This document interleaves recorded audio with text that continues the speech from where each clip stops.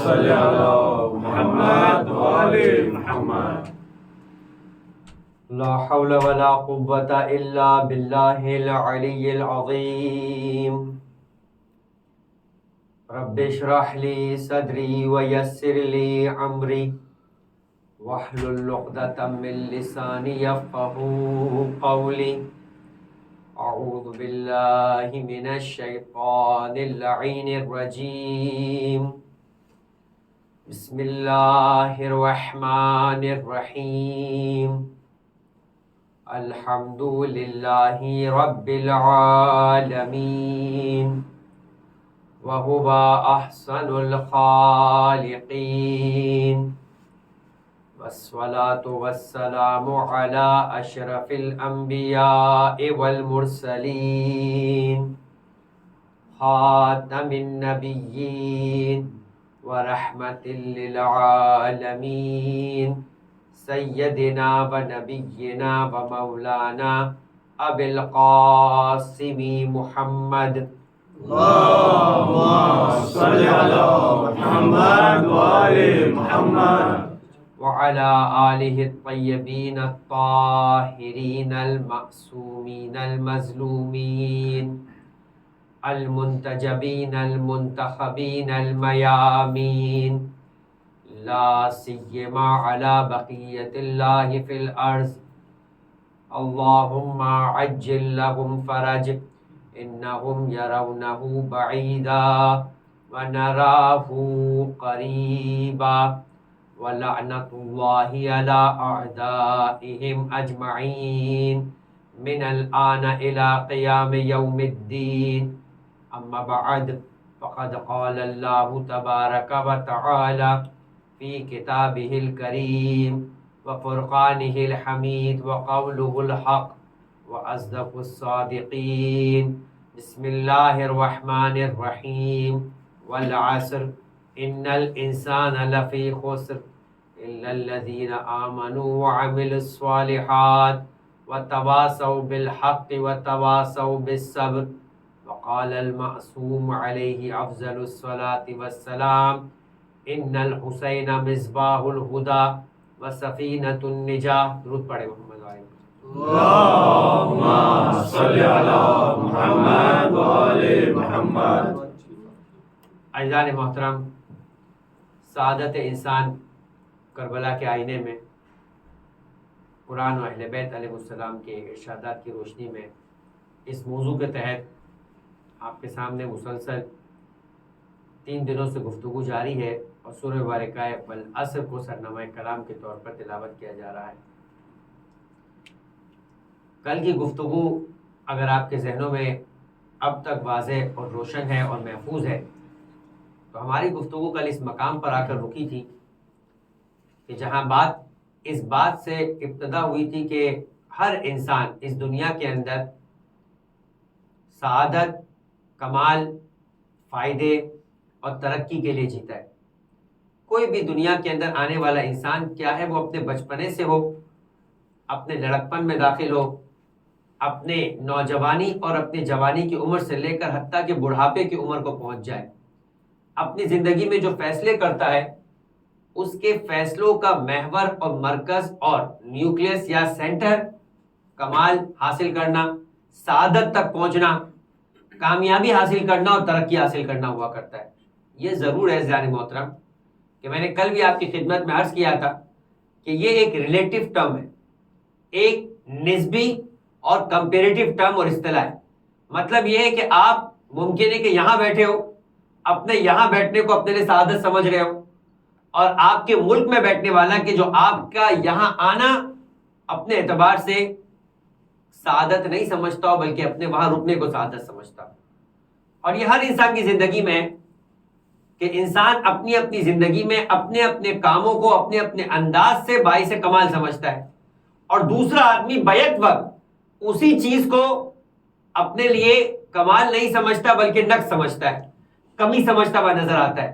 اور اگر ایسا نہیں ہوتا تو پھر آپ کے اور زندگی میں دوسرے لوگوں کے فیصلوں میں اختلاف نہ ہوتا. ہر ایک یہ کہہ رہا ہوتا کہ ایک ایسی یونیورسل چیز ہے یہ سعادت اور یہ کمال کہ جسے دیکھنے کے بعد یہ آسانی سے فیصلہ کیا جا سکتا ہے کہ اگر تم یہاں تک نہیں پہنچے تو تم ناکام ہو گئے، اور دوسرا یہ کہہ رہا ہوتا کہ تم چونکہ یہاں تک پہنچ گئے اس لیے کامیاب ہو گئے۔ لہٰذا اپنی اپنی زندگی کے اندر ہر انسان نے اپنی سمجھ میں، کسی نے مال کمانے کو سعادت سمجھا، تو آج بھی اگر آپ اس سے پوچھیں تو اس کے نزدیک کامیاب ترین انسان اس دنیا کا وہی ہوگا جس نے سب سے زیادہ مال کمایا ہوگا۔ لہٰذا لوگ فرض کریں کہ اگر انڈیا میں رہنے والے تو ٹاٹا گروپ کے مالک کی بات کریں گے، امریکہ میں رہنے والا ہے تو بل گیٹس کی بات کرتا ہوا نظر آئے گا۔ ہر ایک اپنے اپنے انداز سے جو مال کو کامیابی کا معیار سمجھتا ہوگا تو وہ مال کمانے والے کو اپنا آئیڈیل بناتا ہوا نظر آئے گا۔ اور اسی طریقے سے اگر کوئی کسی عہدے کے حصول کے لیے یہی کام کرتا ہوا نظر آئے تو دنیا میں جتنا بڑا عہدہ اس کی نگاہ کے اندر ہوگا وہ اتنی بڑی کامیابی کا اسے مستحق سمجھتا ہوا نظر آئے گا۔ لہٰذا آپ اپنی زندگی میں دیکھیں، اور اگر یہی بات ہے کہ قرآن نے بھی سورہ مبارکہ کہف کے اندر بھی یہ کہا کہ دیکھیں ہے تو یہی کہ ہر انسان اپنے اپنے اعتبار سے یہی کام کرتا ہوا نظر آ رہا ہوتا ہے کہ اپنے آپ کو یہ سمجھتا ہے کہ میں سعادت کی راہ پہ ہوں، میں کامیابی کی منزل پر ہوں، میں ترقی کر رہا ہوں۔ یہ الگ بات ہے کہ قرآن خود کہتا ہوا نظر آتا ہے کہ دیکھو الذین ضل سعیہم فی الحیاۃ الدنیا وہم یحسبون انہم یحسنون صنعا۔ دوبارہ سنیے گا آیت، الذین ضل سعیہم فی الحیاۃ الدنیا۔ یہ ضلع کیا ہے؟ یہ وہی ہے کہ جس سے آپ ولضالین بولتے ہیں، یعنی گمراہی۔ الذین ضل سعیہم فی الحیاۃ الدنیا، یہ وہ لوگ ہیں کہ جن کی تمام کوششیں دنیا میں گمراہی میں لگی ہوئی ہیں۔ کیا یہ خود بھی یہ سمجھ رہے کہ ہم گمراہ ہیں؟ الذین یحسبون انہم یحسنون صنعا، مگر وہ گمان یہ کرتے ہیں۔ قرآن کیا کہہ رہا ہے کہ ہر ایک اپنے اپنے اعتبار سے منزلیں طے کر رہا ہے، مگر ایک ہوتا ہے منزل یقین، ایک ہوتا ہے منزل گمان۔ کہا یہ گمان یہ کرتے ہیں کہ ان سے بہتر کچھ نہیں ہے، یہی سب سے بہتر کرتے ہوئے نظر آ رہے ہیں، مگر قرآن کہہ رہا ہے کہ اگر ہماری نگاہ میں دیکھو تو وہ اپنی پوری دنیاوی کوششوں کو صرف اور صرف گمراہی کی راہ پہ لیتے ہوئے جا رہے ہیں۔ عزیزان محترم، اس مقام تک کل گفتگو پہنچی اور پھر ہم نے اگلی گفتگو میں مرحلے میں بڑھائی۔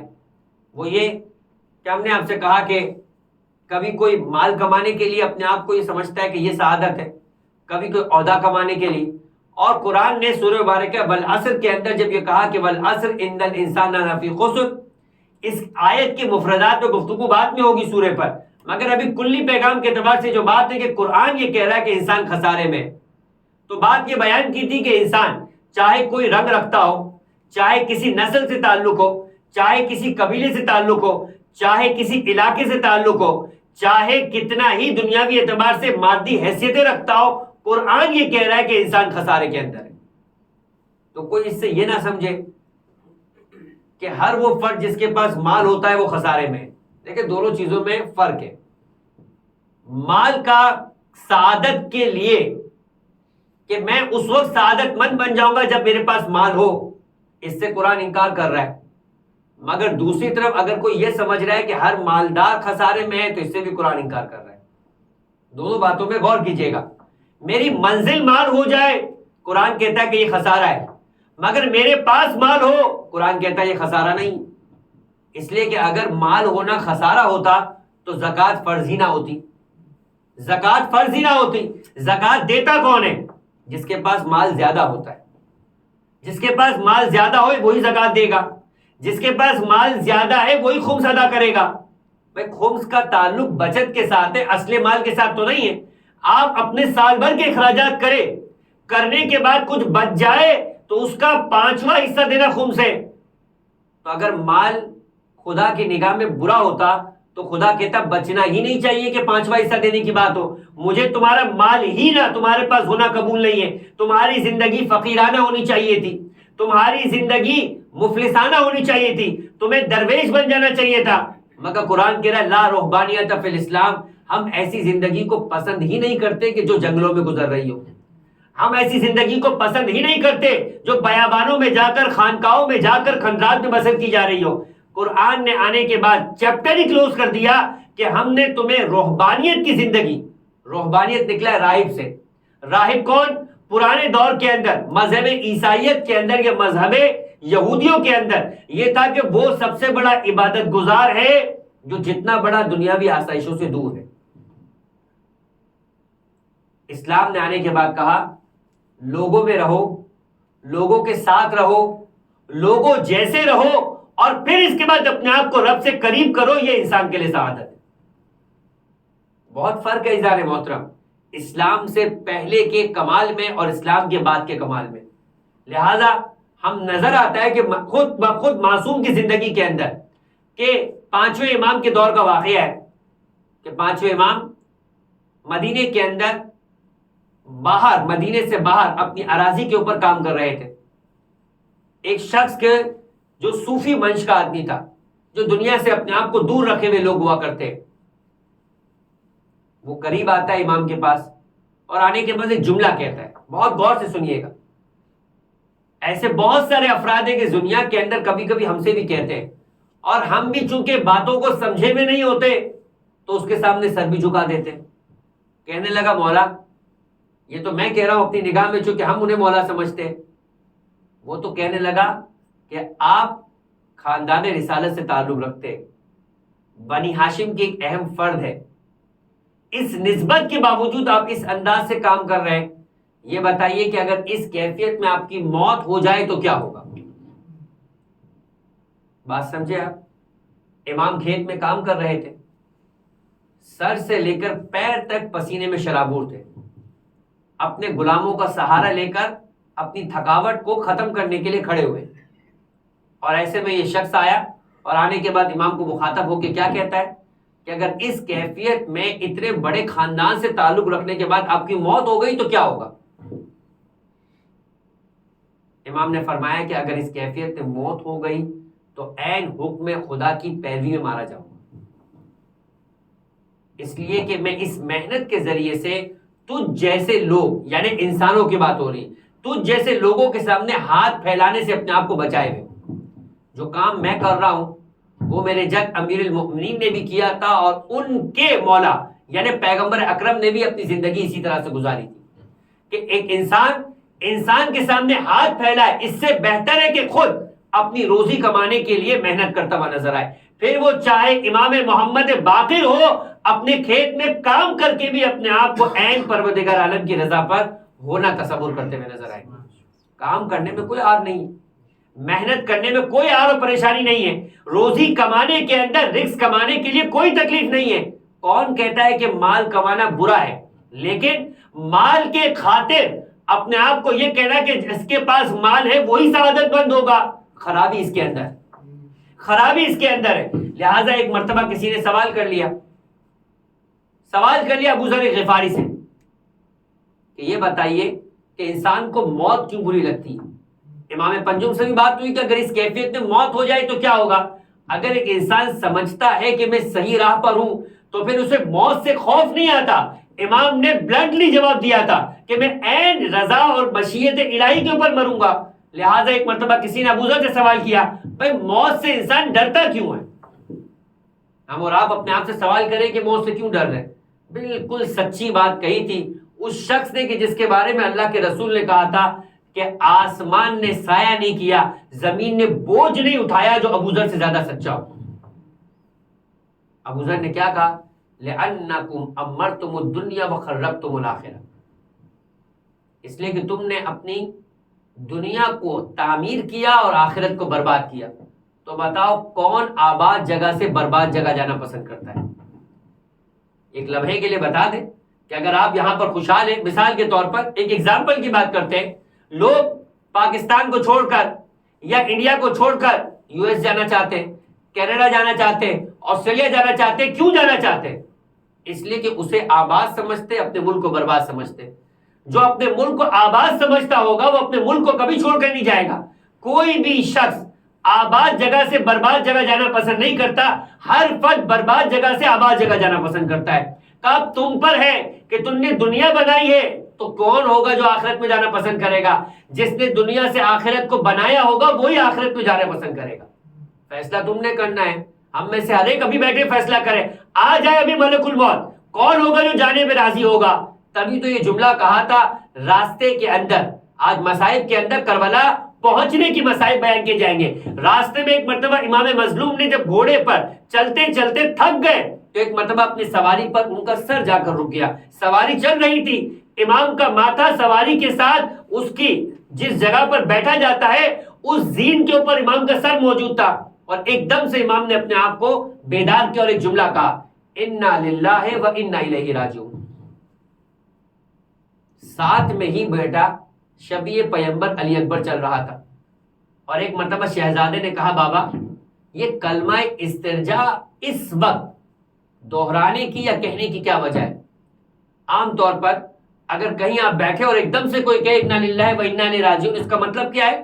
خاتمے کی بات ہو رہی ہے، کسی کی موت کی خبر سنی ہے یا کسی کی موت کو دیکھا ہے. لہذا ایک مرتبہ جیسے ہی کہا شہزادے نے کہ اس وقت کلمہ استرجاع پڑھنے کی کیا بات ہے؟ کہا میں نے خواب میں دیکھا ہے کہ ایک حاطف ہے، یعنی اطلاع دینے والا ہے، جس نے یہ کہا ہے کہ جوں جوں یہ قافلہ بڑھ رہا ہے موت سے قریب ہو رہا ہے. جملہ سنیے گا، حاطف ہے، اطلاع دینے والا ہے، کہہ رہا ہے کہ جوں جوں یہ قافلہ بڑھ رہا ہے ویسے ویسے وہ موت سے قریب ہو رہا ہے. آپ بتائیے کہ اگر کوئی عام باپ ہوتا اور اس کے ساتھ عام بیٹا ہوتا تو کہتا کہ بابا جان راستہ بدل لیجئے، راستہ بدل دیجئے اور واپس چلیے یہاں سے. کون ہے جو موت کی طرف جانا چاہے گا؟ مگر جو موت کو اختتام سمجھتا ہے وہ یہی کرتا. نہ حسین موت کو اختتام سمجھتے تھے، نہ حسین کا بیٹا موت کو اختتام سمجھتا تھا، بلکہ سوال یہ کیا، یہ بتائیے بابا جان ہم حق پر ہے یا نہیں؟ بہت غور کیجئے گا عزیزان محترم، سوال یہ کیا کہ ہم حق پر ہے یا نہیں. اور میں اپنے موضوع کے اعتبار سے سوال کو بدل دوں، بتائیے بابا ہم سعادت کی راہ پر ہے یا نہیں؟ ایک مرتبہ امام نے کہا ہاں برحق ہم ہی سعادت کی راہ پر ہیں، ہم ہی حق کی راہ پر ہیں. فرمایا پھر اس سے کیا پریشانی ہے کہ موت ہم پر جا پڑے یا ہم موت پر آ پڑے. عزیزان محترم، موت سے یہ گھرانہ کبھی نہیں ڈرا، اس لیے کہ یہ حق پر تھا تو اپنی موت کو بھی کمال تک پہنچنے کا راستہ سمجھتا تھا. جو ناکام ہوا کرتا ہے وہ موت سے ڈرا کرتا ہے، جو کامیاب ہوا کرتا ہے وہ موت کو گلے لگا لیا کرتا ہے. یہی تو وجہ ہے کہ جب ابراہیم علیہ السلام کی روح کو قبض کرنے کے لیے ملک الموت آ گیا. ابراہیم علیہ السلام کو چھوٹے نبی نہیں تھے، پیغمبر کے بعد سلسلہ انبیاء میں سب سے بڑے نبی کا نام ابراہیم ہے. یہودی ہو وہ انہیں اپنا قائد و لیڈر سمجھتا ہے، عیسائی ہو وہ انہیں اپنے قائد و لیڈر سمجھتا ہے، مسلمان ہو وہ بھی اپنے آپ کو کہتا ہے کہ ہم دین ابراہیمی پر ہیں. عزیزان محترم، ابراہیم ایک ایسے سلسلے کا نام ہے کہ تمام آسمانی مذاہب اپنے آپ کو ابراہیم سے ملاتا ہوا محسوس کرتے ہیں اور ان سے ملنا چاہتے ہیں. ایسے نبی ابراہیم ایک مرتبہ جب موت کا وقت آیا، ملک الموت آ گیا. ملک الموت نے کہا کہ میں آپ کی روح قبض کرنا چاہتا ہوں. خود ابراہیم کا اس عظیم مقام پر ہونے کا یہ سوال بتا رہا ہے. کوئی ملک الموت نے آ کر تو سلیمان نبی سے بھی سوال نہیں کیا، اور سلیمان نبی اپنے عصا کا سہارا لیے ہوئے تھے اور سلیمان نبی کی موت قبض ہو گئی. لیکن ابراہیم سے آ کر سوال کیا کہ ہمیں خدا نے بھیجا ہے آپ کی روح قبض کرنے کے لیے. ابراہیم نے ایک سوال کیا ملک الموت سے، جس کا جواب ملک الموت کے پاس نہیں تھا. کہا کیا تم مجھے مارنا چاہتا ہے؟ کیا تم مجھے مارنا چاہتا ہے؟ مجھ جیسے نبی کو ختم کرنا چاہتا ہے؟ ملک الموت ایک مرتبہ جب جواب نہ دے سکا تو اپنے رب کی طرف دیکھا کہ تیرا خلیل، تیرا دوست یہ سوال کر رہا ہے کیا تو مجھے مارنا چاہتا ہے؟ کہ ہمارے خلیل سے کہنا کیا تو اپنے رب سے ملاقات نہیں چاہتا؟ کیا تو اپنے رب سے ملاقات نہیں چاہتا؟ موت مارنے کا اور ختم کرنے کا نام نہیں ہے، اپنے رب سے ملاقات کا نام. اب آپ اسے ایک مرتبہ پلٹ کر دیکھیے کہ جب آپ اپنی فیکٹری میں کام کر رہے ہو اور دن ہو کہ جب باس آپ سے ملاقات کرے گا اور آپ سے آپ کے پورے سال کی گئی پرفارمنس کو چیک کرے گا اور اس پر آپ کے لیے انعام اور سزا اور جزا کا فیصلہ کرے گا. کون ہوگا جو باس کے سامنے جانے کی ہمت کرے گا؟ وہی کرے گا جس کو پورے سال کی اپنی پرفارمنس کے اوپر اعتماد ہوگا. وہ بے جھجک جائے گا اور چاہے گا کہ جلد ملاقات ہو. بس موت سے وہ جلد ملنا چاہتا ہے کہ جسے اپنے رب کے سامنے سرخرو ہونے کا یقین ہوتا ہے. اور علامہ نقن فرماتے ہیں کہ اب جا کر سمجھ میں آیا، اب تک نہیں سمجھ میں آتا تھا کہ کون ہے کہ جو تلوار کے سر پر لگنے کے بعد یہ کہتا ہوا نظر آئے فزت ورب الکعبہ، علی کو خیبر کے اندر فتح ملی، علی نے یہ جملہ نہیں کہا. علی کو ذوالفقار ملی، علی نے یہ جملہ نہیں کہا. علی کے لیے پیغمبر نے فرمایا ضربت علی یوم الخندق افضل من ثقلین، علی نے یہ جملہ نہیں کہا. علی کو ایک مرتبہ یہ تک کہہ دیا گیا کہ اے علی تم سے میری نسبت وہ ہے جو موسیٰ کو ہارون سے نسبت ہے، علی نے یہ جملہ نہیں کہا. غدیر خم کے اندر علی کو مولا بنا دیا گیا، علی نے یہ جملہ نہیں کہا. سر پر ابن ملجم کی تلوار کی لگنی نہیں تھی کہ ایک مرتبہ علی بے ساختہ کہہ پڑے فزت ورب الکعبہ، آج کعبے کی رب کی قسم علی کامیاب ہو گیا. اس لیے کہ اپنے خالق سے ملنے جا رہا ہے. کس کیفیت میں؟ میں نے آپ کے سامنے اشارہ کیا تھا اپنی پہلی گفتگو کے اندر 8ویں امام کے اس خطبے کا کہ شیخ عباس قمی نے 8ویں امام کے 2 خطبے کو نقل کیا ہے. 8ویں امام کے 2 خطبے، ایک خطبہ استقبال ماہ رمضان اور ایک خطبہ استقبال ماہ محرم. استقبال ماہ رمضان کا خطبہ اگر آپ کے ذہنوں میں ہو، پیغمبر اکرم مسجد نبوی میں ہے، شعبان معظم کا آخری جمعہ ہے. 8ویں امام فرماتے کہ میں نے اپنے آباء و اجداد سے نقل کیا اور آباء و اجداد کا سلسلہ امیر المومنین تک پہنچا. امیر المومنین خود مجمع میں ہے، نقل کر رہے پیغمبر کے الفاظ کو. پیغمبر ایک ایک جملہ کہتے جا رہے ہیں، لوگ سنتے جا رہے ہیں. خطبہ مکمل ہو گیا. مولا کائنات مجمع میں سے اٹھے اور ایک سوال کیا. وسیع رسول نے رسول سے سوال کیا، کہا کہ ما افضل الاعمال فی هذا الشہر. سارے کاموں کی فضیلتیں رسول بیان کر چکے. قرآن کی ایک آیت پڑھو گے پورے قرآن کے پڑھنے کا ثواب. کہا کہ اگر اپنے اخلاق کو سدھار لو گے پورے صراط سے گزر جاؤ گے. کہا کہ چاہے ایک کھجور سے صحیح لوگوں کو افطار کراؤ، پروردگار عالم تمہیں جنت عطا کرے گا. یہ ساری باتیں ہو چکی. اب مولا کائنات سوال کر رہے ہیں کہ آپ نے ہر کام کی فضیلت بیان کی، اگر کوئی ایک کام کرنا چاہوں تو اس مجمع میں آپ بتائیے کہ ما افضل الاعمال فی هذا الشہر. اب کیا کہنا چاہیے تھا پیغمبر کو؟ ختم قرآن ہو، نماز کو اول وقت پڑھا جائے، روزہ افطار کرنے کے لیے حلال چیز کو استعمال کیا جائے، شہوات سے دور رہا جائے. کیا کہا پیغمبر نے؟ فرمایا افضل الاعمال فی هذا الشہر الورع. افضل ترین اس مہینے کے اندر جو عمل ہے وہ کیا ہے کہ خدا اس مہینے میں تمہارے بغیر طلب کیے ہوئے سب کچھ دینے کو تیار ہے. افضل ترین عمل ہے کہ جو خدا نے دیا ہو تم اسے بچا سکو. افضل ترین عمل ہے کہ حرام مت کرو. افضل ترین عمل ہے کہ تمہارے کان حرام نہ سنے، تمہاری آنکھیں حرام نہ دیکھے، تمہاری زبان حرام نہ کہے، تمہارا شکم حرام نہ لے کے جائے، تمہاری سوچ حرام نہ پیدا کرے. اس لیے کہ جو خدا اتنا دینے کو تیار ہے، انسان بدبخت ہوگا کہ وہ جو دے رہا ہے وہ اسے ضائع کرتا جائے. اور جب حساب و کتاب کے دن پہنچے تو خدا کی جانب سے ملے میں نے تو تمہیں مسلسل دیا، مگر جتنا دینے میں کہ میں سخی تھا اتنا ہی تم ضائع کرنے میں سخی نظر آئے. کہا اپنے آپ کو اس سخاوت سے جو اعمال کو یعنی نیکیوں کو خدا کی طرف سے مل رہی ہے اسے ضائع کرنے سے بچا، اس سے بڑی کوئی نیکی نہیں.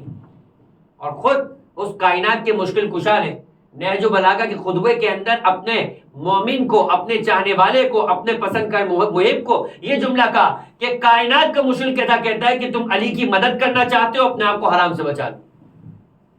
اپنے آپ کو حرام سے بچا لو، علی کی اس سے بڑی کوئی مدد ممکن نہیں. اب وہی علی ہے، پیغمبر سے آمنا اور سامنا ہوا، مولا کائنات نے سوال کیا، پیغمبر نے جواب دیا. اب جب مجمع سارا کا سارا علی کی جانب متوجہ ہو گیا تو اب پیغمبر نے سوال کیا. فرمایا علی تمہاری اس وقت کیا حالت ہوگی جب کائنات کا شقی ترین شخص اس مبارک ترین مہینے کے اندر تمہارے سر پر وار کرے گا اور تمہارے سر کے خون سے تمہاری داڑھی خضاب ہو جائے گی. آپ نے سن لیا علی کا کلام. اب اس کلام کو پیغمبر کے جملے سے ملائیے گا. جیسے یہ کہا تو فوراً علی نے سوال کیا. شہزادہ علی اکبر کے سوال کی جانب متوجہ رہیے گا. سوال کیا کہ بابا یہ بتائیے کیا ہم حق پر نہیں ہیں؟ جیسے امام نے کہا قالوا بلا کہ ہم حق پر ہیں تو فوراً شہزادے نے بڑھ کر کہا پھر ہم موت پہ جا پڑے یا موت ہم پر آ پڑے پھر ہمیں کیا خوف و خطر ہے؟ ویسا ہی سوال مولا کائنات نے ایک مرتبہ اللہ کے رسول سے کیا، یہ بتائیے افکذالک فی سلامت من دینی، جملہ کیا ہے؟ افکذالک فی سلامت من دینی، اے اللہ کے رسول مجھے اس بات کا غم نہیں ہے کہ تلوار مارنے والا تلوار مارے گا، علی کی زندگی ختم ہو جائے گی، یہ بتائیے کہ جس وقت تلوار لگے گی علی کا ایمان سالم ہوگا یا نہیں ہوگا؟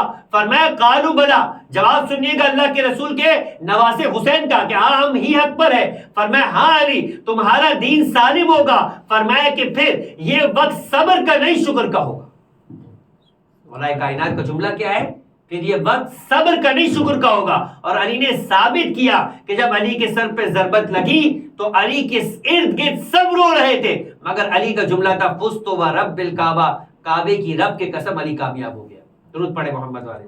اللهم صل على محمد وآل محمد۔ ایک اور بار درود پڑھے۔ اللهم صل على محمد وآل محمد۔ تو عزیزان محترم، بات جو ہو رہی تھی وہ یہ کہ مال ہونا یہ انسان کی ناکامی اور انسان کی بربادی کا نتیجہ نہیں، لیکن انسان کا مال اس طرح سے رکھنا کہ انسان مال کا ہو جائے کہ پھر مال کی خاطر خدا کو بھول جائے، یہ مال ضرور انسان کو ناکامی تک لے کے جاتا ہے۔ یہی وجہ ہے کہ مال ہونے کو کبھی شریعت نے برا نہیں کہا، بلکہ شریعت مال ہونے کو پسندیدہ کہتی ہے۔ یہاں تک کہ زمانے کے امام کے ظہور کے بعد یہ جملہ ہے کہ ظہور کی خصوصیات کیا ہے کہ زکوٰۃ دینے والا ملے گا، زکوٰۃ لینے والا نہیں ملے گا۔ ظہور امام کے بعد دنیا اتنے کمال کو پہنچی ہوگی، اتنی سعادتوں کو پہنچی ہوگی، اتنے سکون میں ہوگی، اتنی خوشحال ہوگی کہ فرمائے کہ زکوٰۃ دینے والا ملے گا، زکوٰۃ لینے والا نہیں ملے گا۔ آج کی کیفیت کیا ہے؟ سب سے زیادہ جس حکم اسلامی پر کم ترین عمل ہوتا ہے وہ زکوٰۃ کی ادائیگی، وہ زکوٰۃ کی ادائیگی۔ قرآن مجید نے ہر جگہ پہ فرمایا اقیموا الصلاۃ وآتوا الزکوٰۃ۔ آپ کو اقیموا الصلاۃ تو پھر بھی کچھ نظر آ جائے گا، آتوا الزکوٰۃ اس کے مقابلے میں کچھ نظر نہیں آئے گا۔ 36 مرتبہ کا قرآن نے کہا ہے تو 36 میں سے 1/36 عمل ہوتا ہوا زکوٰۃ پہ نظر آئے گا۔ اگر ایسا ہوتا کہ اس پر عمل ہوتا تو بتائیے کہ مسلمانوں میں کوئی مفلس و کلاش نظر آتا؟ زکوٰۃ کا مطلب صرف اصطلاحی زکوٰۃ نہیں کہی ہے کہ ایک مرتبہ الزام لگ جاتا ہے کہ بھائی یہ جو شیعہ ہے، یہ جو مکتب جعفری والے لوگ ہیں، یہ تو زکوٰۃ کی بات ہی نہیں کرتے، ان کے فروع دین کی لسٹ میں تو زکوٰۃ ہے، خمس سے بھی پہلے ہے، مگر یہ زکوٰۃ ادا ہی نہیں کرتے۔ مقابل کے اندر آپ کو نظر آئے گا کہ مکتب اہل سنت والے ہیں، وہ خمس ادا ہی نہیں کرتے۔ دیکھیں ایک ہے ماننا، ایک ہے ادا کرنا۔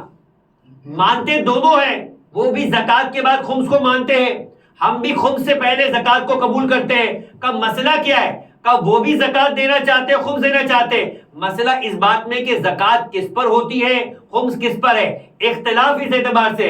لیکن یہ یاد رکھیے گا قرآن کریم نے جو اقیموا الصلاۃ وآتوا الزکوٰۃ کا، وہ اصطلاحی زکوٰۃ نہیں ہے۔ سورہ مبارکہ توبہ کو اٹھائیے اور جا کر دیکھیں کہ اصطلاحی زکوٰۃ کے لیے کیا لفظ استعمال ہوا ہے۔ انما الصدقات للفقراء ہے، وہاں صدقے کا لفظ استعمال ہوا ہے۔ آپ جس کو خود صدقہ کہتے ہیں قرآن کی نگاہ میں وہ زکوٰۃ ہے، اور جسے آپ زکوٰۃ کہتے ہیں وہ قرآن کی نگاہ میں صدقات ہے۔ کیا مطلب؟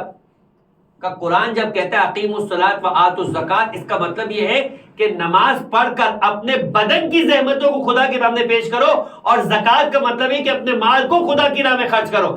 یہ نہیں ہے کہ زکوٰۃ کے ذریعے خرچ کرو، خمس کے ذریعے خرچ کرو، صدقے کے ذریعے خرچ کرو، مال کو دیتے ہوئے نظر آؤ، چاہے کسی فارم کے اندر بھی نظر آتی ہو۔ جس طرح تمہارا بدن خرچ ہو رہا ہے خدا کی راہ میں، تمہارا مال بھی خرچ ہوتے ہوئے نظر آئے۔ یہی وجہ ہے کہ علامہ نقل یہ کہتے ہوئے نظر آتے کہ وسائل الشیعہ، جو کہ شیعوں کی 5ویں معتبر ترین کتاب ہے، ایک تو کتب اربعہ ہے جس میں اصول کافی ہے، من لا یحذر الفقی ہے، استبصار ہے اور تہذیب ہے۔ یہ 4 کتابیں ہیں جو محمدون ثلاثہ نے لکھی ہے، جن میں شیخ محمد بن حسن طوسی ہے، شیخ محمد بن علی ابن باوفئی ہے، اور شیخ جو ہے وہ صدوق ہے۔ یہ 3 افراد ہیں کہ جنہوں نے یہ کتابیں لکھی ہے، 4 کتابیں لکھی ہے، 3 ہستیاں ہیں، مگر اس کے بعد 5ویں اہم ترین کتاب ہے وسائل الشیعہ۔ کس نے تحریر کی ہے؟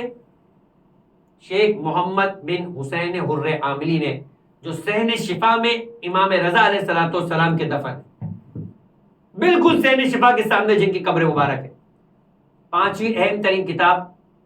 اس کتاب کے اندر روایت موجود ہے کہ آپ کے اور ہمارے مولا علی ابن ابی طالب علیہ افضل الصلاۃ والسلام، درود پڑھیں.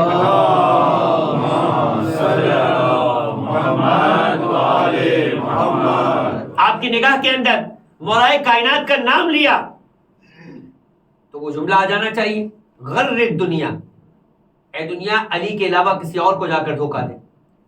علی نے تجھے 3 دفعہ طلاق دی کہ جس کے بعد رجوع کی کوئی گنجائش نہیں. علی وہ ہے، ابن عباس دیکھ رہے ہیں، نخیرہ کا مقام ہے، اپنی جوتیاں اٹھائی ہوئی ہے اور اسے سی رہے. جوتیوں پر کوئی جگہ نہیں کہ جہاں پر پیوند لگ سکے، ہر جگہ پہ پیوند ہے، تب بھی علی اسی جوتی کو استعمال کر رہے. ابن عباس کو مخاطب کر کے کہتے ہیں کہ یہ بتاؤ اس جوتی کی کیا قیمت ہوگی. ابن عباس نے جوتی کو دیکھا، مولائے کائنات کو دیکھا، پھر جوتیوں کو دیکھا، پھر مولائے کائنات کو دیکھا کہ پوچھا علی نے، جواب تو دینا پڑے گا. کہا مولا کیا بتاؤں؟ کہا نہیں کچھ تو بتاؤ. کچھ تو ہے، علی پہن رہے. کہا 1 درہم شاید یا اس سے بھی کم تر. اب کم نہیں بولنا چاہتے تھے، علی کا دل رکھنا چاہتے تھے. کہا 1 درہم یا اس سے بھی کم تر. فرمایا اچھا ٹھیک ہے، فیصلہ کر ہی لیا نا، تمہاری دی ہوئی خلافت کی ویلیو علی کی نگاہ میں اس جوتیوں سے بھی کم تر. تم یہ مت سمجھو کہ خلافت نے آ کے علی کو 4 چاند لگائے، علی نے خلافت کو قبول کر لیا، یہ خلافت کو 4 چاند لگ گئے. یہی وجہ ہے کہ جب مولائے کائنات ممبر کے اوپر آ کر بیٹھے تو طریقہ کار یہ تھا، اٹھائیے تاریخ اٹھا کر دیکھیے گا، پیغمبر تیسرے زینے پہ بیٹھا کرتے تھے، 3 زینوں کا یہ ممبر تھا. اور آج بھی مسجد نبوی میں موجود ہے استوانۃ الرسول. کون سا استوانہ؟ آج بھی آپ جائیں گے محراب، اس کے ساتھ ہی لگا ہوا ہے وہ ستون کے جس سے اللہ کے رسول مسجد نبوی میں ٹیک لگا کر خطبہ دیا کرتے تھے. 4 صدی ہجری کے اندر ایک خاتون تھی کہ جس کا بیٹا مغرب کے اندر یورپ کے علاقوں میں کام کیا کرتا تھا، وہ مدینے پلٹ کر آیا، پیغمبر پہ اسلام لایا، بڑھئی تھا، وہ کارپینٹر تھا، اس نے پیغمبر کے لیے ممبر بنایا. وہ پہلا ممبر تھا کہ جو مسجد نبوی میں جا کے رکھا گیا، اور اس ممبر کو جا کے رکھا گیا، پیغمبر نے پہلا زینہ چڑھا، رونے کی آواز آئی، دوسرا زینہ چڑھا، پھر رونے کی آواز آئی. مسلمان حیران ہو گئے، مسجد میں کوئی روتا ہوا نظر نہیں آ رہا مگر رونے کی آواز آ رہی ہے. ایک مرتبہ پیغمبر اکرم ممبر سے نیچے اترے اور چلتے چلتے اس ستون تک گئے کہ جو کھجور کا تنا تھا. مسجد نبوی کھجور کے تنوں پر بنی تھی اس وقت تک، اور وہ تنوں کا نشان آج بھی موجود ہے مسجد نبوی کے اندر. ہر اس تنے کے اوپر اس ستون کو استوانہ کہتے ہیں عربی میں، اس پہ گرین رنگ کا نشان بنا ہوا ہے، گولڈن رنگ کے اعتبار سے اس پہ اشارہ کیا گیا کہ یہ مسجد نبوی کے وہ ستون تھے جو اللہ کے رسول کے دور میں تھے. ستون اس دور کے کھجور کے تنے نہیں ہیں، مگر اس کی جگہ سنگ مرمر کے پلرز لگائے، لیکن نشانی آج بھی رکھی ہوئی ہے کہ اس دور کا ستون اس مقام پہ ہوتا تھا. ان میں سے ایک ستون کا نام ہے استوانۃ الحنانہ، وہ ستون کہ جس سے رونے کی آواز آئی تھی، وہ بالکل ممبر رسول کے برابر کے اندر ہے. ایک مرتبہ پیغمبر اکرم اس درخت کے قریب گئے اور جانے کے بعد اس پر ہاتھ رکھا، کہا تسلی رکھ، تو جنت میں بھی میرے ساتھ ہوگا. درخت کا تنا ہو لیکن رسول سے عشق و محبت رکھتا ہو تو یہ محبت و عشق جنت میں اسے لے جایا کرتا ہے. تو اگر ایک انسان رسول سے عشق رکھے تو کیسے جنت میں نہیں جائے گا؟ اور اگر اس سے عشق رکھے کہ جس سے حسین یعنی اللہ کا رسول عشق رکھتا ہے اور کہتا ہے حسین و منی وانا من الحسین، تو جو حسین سے محبت کرتا ہوگا وہ کیوں نہیں جنت میں جائے گا؟ عزیزان محترم، تو یہ تھا وہ ستون. اب اللہ کے رسول تیسرے زینے پہ جا کر بیٹھ گئے. جو اللہ کے رسول کے بعد آیا وہ دوسرے زینے پہ جا کر بیٹھ گیا. جو اس کے بعد آیا، کچھ ہستیاں تو ایسی ہوتی کہ جس کا نام لینا بھی مناسب نہیں ہوتا. ایک مرتبہ وہ اس سے نیچے جا کر بیٹھ گیا. اب آپ سوچیں کہ تیسرا کہاں جا کر بیٹھا ہوگا؟ وہ تو ممبر پہ ہی نہیں بیٹھا. اب مولائے کائنات آئے تو کہاں بیٹھے ہوں گے؟ تاریخ نے بتایا کہ علی جب آئے تو پہلے پر پاؤں رکھا. غور پہ گنیا سنیے گا، پہلے پر پاؤں رکھا، اس کے بعد دوسرے پر پاؤں رکھا، اس کے بعد علی جا کے تیسرے مقام پر بیٹھ گئے. مجمع کی آنکھیں کھلی رہ گئی اور ایک مرتبہ دیکھ رہے تھے, پوچھ نہیں سکتے تھے کہ علی کہاں جا کر بیٹھ گئے, مگر علی تو سمجھ رہے تھے. علی نے مجمع کو مخاطب کر کے کہا یہ تو ممبر ہے جو لکڑیوں کے زینے ہیں, علی نے ان پر پیر رکھا ہے تو تمہیں تعجب ہو رہا ہے. میں علی وہ ہوں کہ جسے اللہ کے رسول نے اپنے کندھے پر کھڑا کر کے کعبے کے بتوں کو گرایا. بڑے محمد والے محمد پر صلی علی محمد وآل محمد.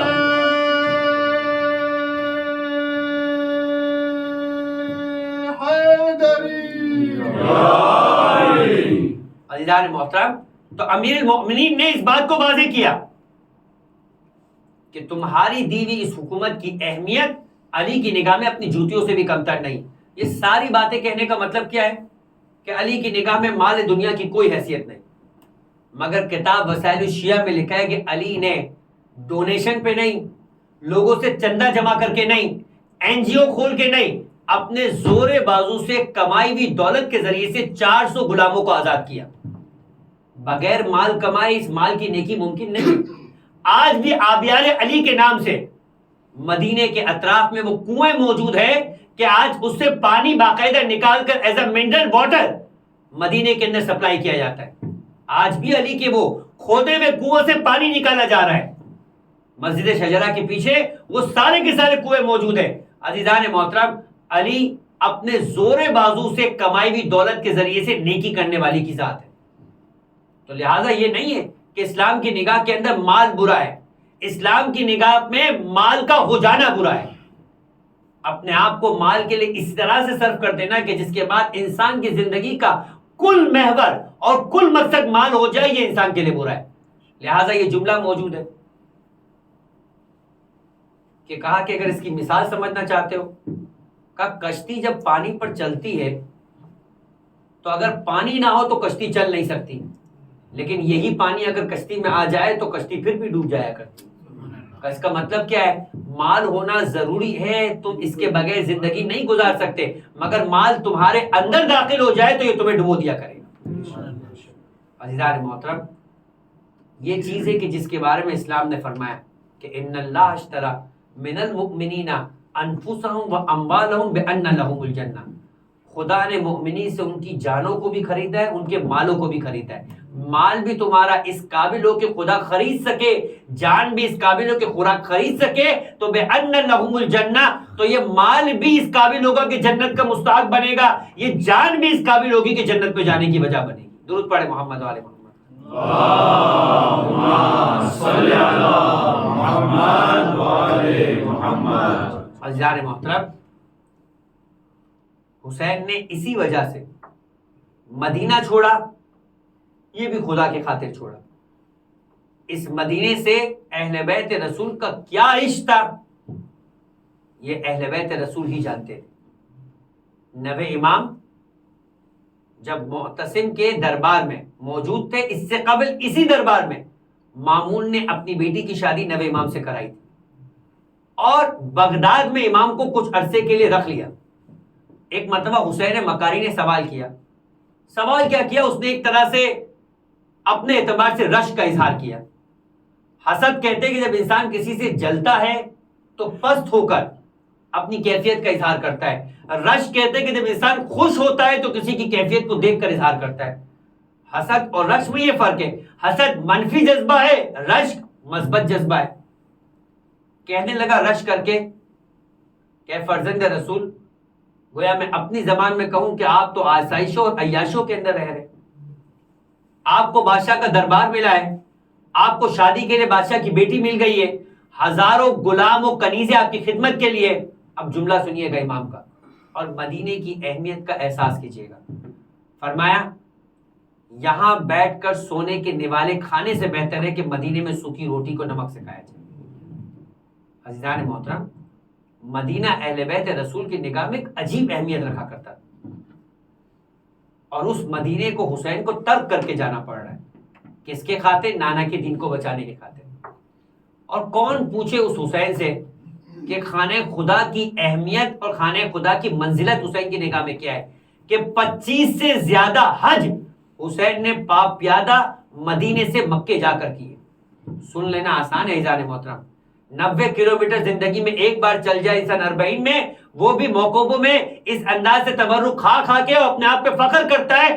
450 کلومیٹر کا 25 مرتبہ حسین نے سفر کیا اس دور کے اندر، پیادہ سفر کر کے مکہ پہنچا کرتے تھے، اور یہ جملہ کہا کرتے تھے کہ اس بادشاہ کے دربار میں جا رہے کہ جس میں نالین کا پہننا بھی حسین کی نگاہ میں توہین، ایسے کعبے کو حد سے چھوڑ کر حسین رخصت ہو رہے، تو کوئی حسین کے دل سے پوچھے کہ حسین کس کیفیت کے اندر مدینے کو چھوڑ رہے، کس کیفیت کے اندر مکے کو چھوڑ رہے، اور چھوڑتے چھوڑتے ایک ایسی منزل پر پہنچے کہ جہاں پر ہر کے لشکر سے ملاقات ہوئی۔ ہر کے مصائب کل تذکرہ کیے جائیں گے، مگر جب ہر کے لشکر سے ملاقات ہوئی، وہ ساری تفصیلات کہ جس کے اندر ہر نے ایک مرتبہ امام کے سواری کو روک کر امام سے یہ کہا کہ آپ یا تو کوفہ چلے ابن زیاد کے پاس، یا پھر ایسی راہ کو چلے جو نہ کوفے کو جاتی ہو نہ مدینے کو۔ حسین نے ایک راہ کا انتخاب کیا اور چلتے چلتے اس مقام پر پہنچے کہ حسین کی سواری کو ٹھوکر لگی اور سواری رک گئی۔ آج کا دن یعنی 2 محرم سپہر کا وقت تھا۔ ایک مرتبہ ابو الفضل عباس کو بلایا، بہت کوشش کی کہ سواری آگے بڑھے مگر سواری نہ بڑھی۔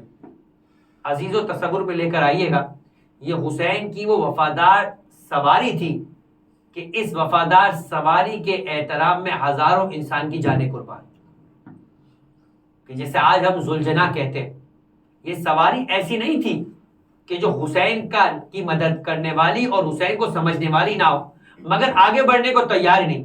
مقتل یہ بیان کرتا ہے کہ سواری 2 ہی مرتبہ رکی تھی، ایک اس موقع پہ رکی تھی اور ایک اس رخصتی آخر کے موقع پہ رکی تھی کہ جب حسین نے سب سے اجازت لے لی اور ایک مرتبہ مقتل کی جانب بڑھنا چاہتے تھے کہ سواری اب آگے نہیں بڑھ رہی، ایک مرتبہ حسین نے سواری کی گردن میں اپنی باہوں کو ڈالنے کے بعد کہا، اے ذوالجناب یہ آخری مرتبہ کی سواری ہے، اس کے بعد حسین تجھے زحمت نہیں دے گا۔ سواری کہے تو حسین سے کیا کہے کہ سواری خود نہیں رکنا چاہتی، اپنے سمو کی طرف اشارہ کیا۔ 4 سالہ بچی تھی جو سواری سے ایک مرتبہ لپٹ گئی صبح سے اور یہ کہتی تھی ذوالجناح میرے بابا کو مقتل نہ جانے دینا۔ ایک مرتبہ حسین نے جملہ کہا، سکینہ بابا پانی لینے جا رہے، کل چچا بھی یہی کہہ کر گئے تھے اور واپس پلٹ کے نہ آئے۔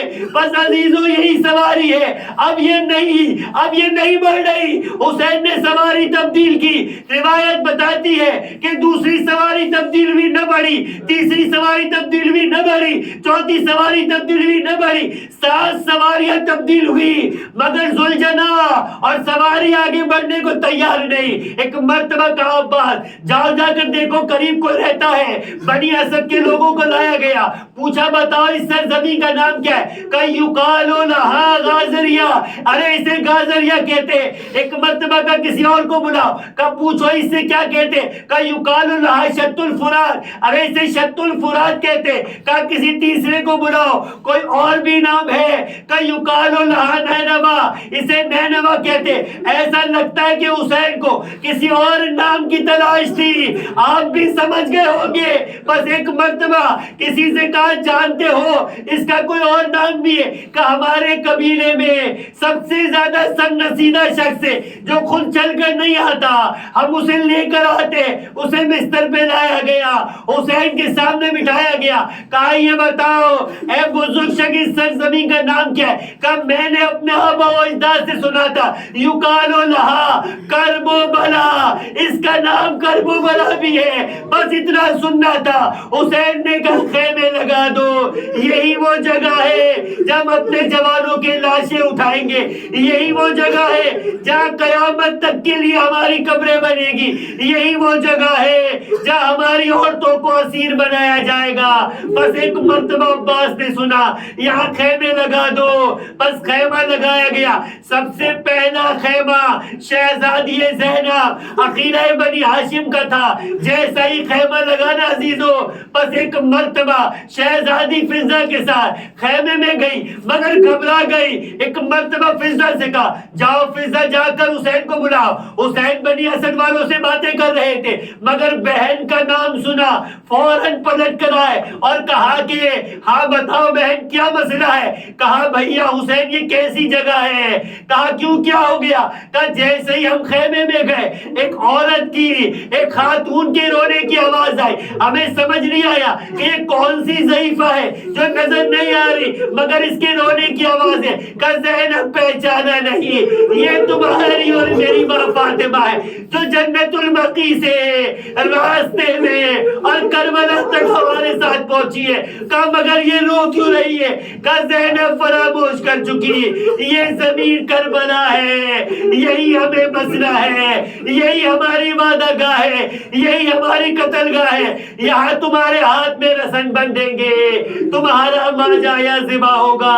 بس عزیزو ایک مرتبہ حسین باہر نکلے، باہر نکلنے کے بعد بنی اسد والوں کو بلوایا، کہا ہے بنی اسد والوں ہم یہاں پر ٹھہرنا چاہتے ہیں۔ کہا آپ ہمارے مہمان ہیں؟ کہا نہیں ہم اس زمین کا سودا کرنا چاہتے۔ کہا آپ جتنا ٹھہرنا چاہتے ہیں ٹھہرے مگر زمین کو خریدنے کی کیا ضرورت؟ کہا بنی اسد والے ہم چند دنوں کے لیے نہیں تا قیامت تک رہنے کے لیے آئے ہیں۔ بنی اسد والے اب تو نہ سمجھ سکے مگر 13 محرم کو ضرور سمجھے کہ جب ایک مرتبہ حسین نے زمین خرید لی، خریدنے کے بعد جملہ کہا اے علی اکبر تمہارے نام پہ زمین خریدی، انہیں ہبا کر دو 2 شرطوں کے ساتھ۔ دیکھو حسین نے کربلا پہنچ کر آپ کو اور مجھے یاد کیا اور کہا کہ دیکھو میں ہمارے مرنے کے بعد ہمارے زائر جب قبروں کی زیارت کرنے کے لیے انہیں قبروں کا نشان بتانا، 3 دن تک مہمان بنانا۔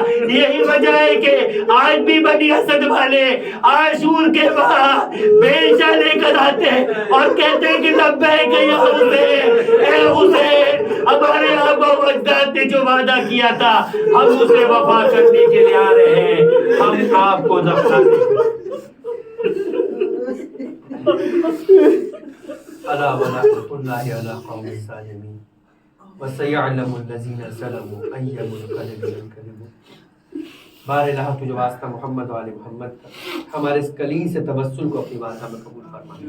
پروردگارہ غم حسین میں بہنے والے ان آنسوؤں کو رومال زہرا میں جگہ عنایت فرما۔ پروردگارہ تجھے واسطہ محمد و آل محمد کا ہماری زندگیوں میں سوائے غم آل محمد کے کوئی غم قرار نہ فرما۔ آل محمد کے غموں میں غم زدہ اور آل محمد کی خوشیوں میں خوش رہنے کی توفیق عطا فرما۔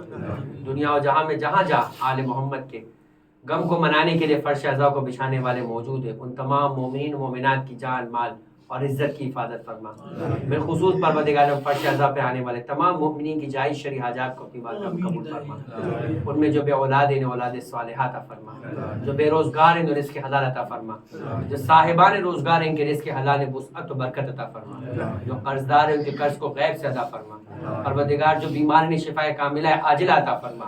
پروردگار تجھے واسطہ محمد و آل محمد کا جو بے جرم اسیر ہے ان کی رہائی کا بندوبست فرما۔ ظلم و ظالم کے خاتمے کے لیے پرچم اسلام کی سربلندی کے لیے اپنی آخری حجت امام اشرف الزمان کے ظہور میں تاجر فرما۔ ہمیں کربلا والوں کے مسائل میں اپنی مصیبتوں کو فراموش کرنے کی توفیق عطا فرما۔ پروردگار زمانے کے امام کے سچے چاہنے والوں میں ہمارا شمار فرما، ان کے دل کو ہم سے راضی و خوشنود فرما۔ ماتم حسین